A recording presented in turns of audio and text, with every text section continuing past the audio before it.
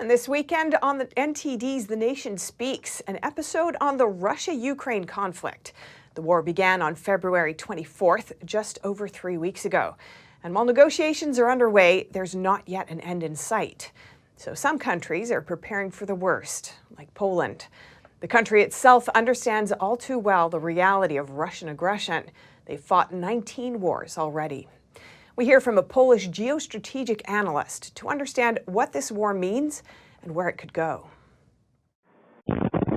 It's been 23 days since Russia invaded Ukraine and the war began.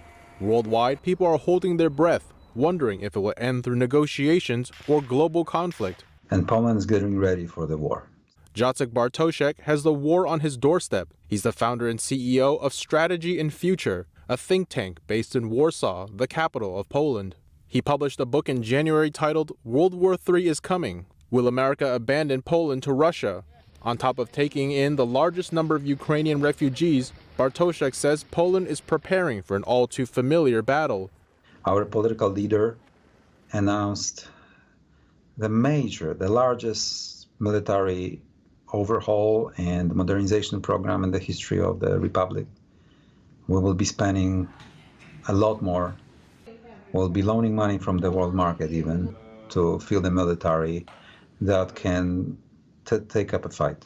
And while opinions vary, Bartoszek says it is in America's utmost interest to aid Ukraine's defense and guarantee the security of NATO's eastern flank. The American audience should understand that it's not the war against Ukraine.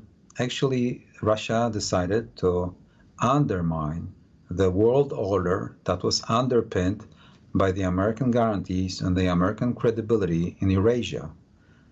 And if this unfolds, if this unravels, so the real target is the United States in terms of credibility and its posture and its power, its stance, its standing in the world.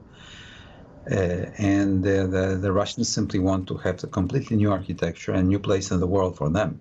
Bartoszek says the citation is complex and that America is in a very difficult position since Ukraine is not part of NATO.